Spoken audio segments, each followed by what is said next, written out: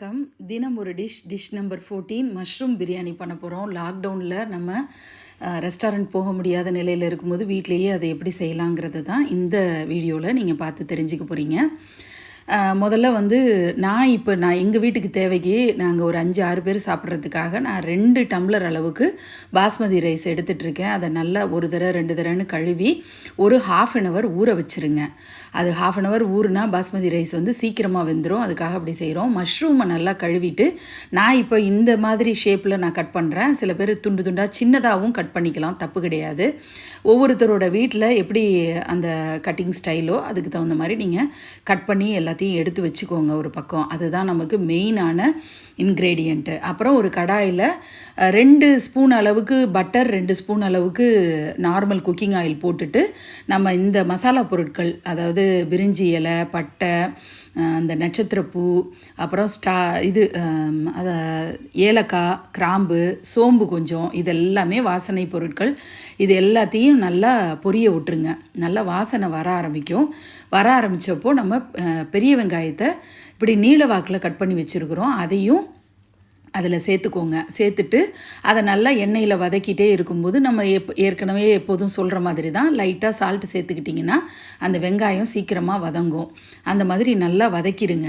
நல்லா வதக்கி அது கண்ணாடி பதத்துக்கு வரும்போது இஞ்சி பூண்டு பேஸ்ட்டு 1 ஸ்பூன் 1.5 ஸ்பூன் அளவுக்கு நீங்கள் சேர்க்கலாம்.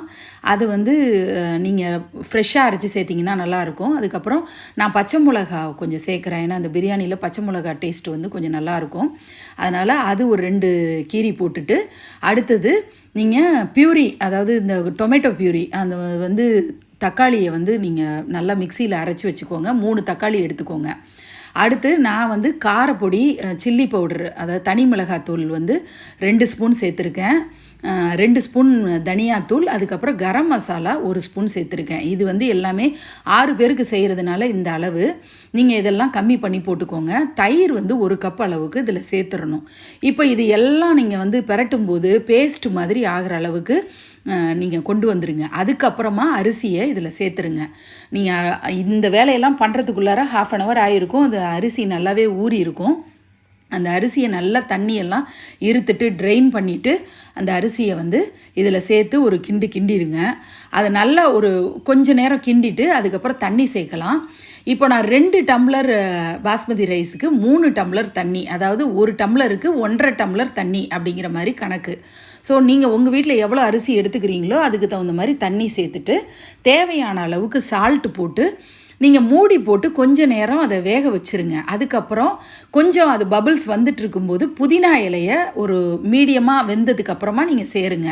அப்போ வந்து புதினா ரொம்பவே இதுவாகாமல் இருக்கும், அந்த கலர் மாறாது. அப்போ புதினா இலையை சேர்த்துட்டு ஒரு 5 நிமிஷம் மூடி போட்டு மூடிடுங்க. திரும்ப நீங்கள் மூடியை திறந்துட்டு இந்த மஷ்ரூமை அதில் சேருங்க. சில பேர் வந்து அந்த மசாலா பெரட்டும் போதே அந்த மஷ்ரூமை சேர்த்துருவாங்க. அப்படியும் செய்யலாம், இப்படியும் செய்யலாம். கிரேவி வந்து கண்டிப்பாக உள்ளே இறங்கும்.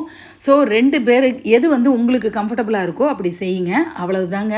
ஒரு 20 மினிட்ஸ் ஆனோன்னா அப்பப்போ நான் திறந்து பார்த்தீங்கன்னாலே உங்களுக்கு பிரியாணி ரெடியாக இருக்கிறது தெரியும்.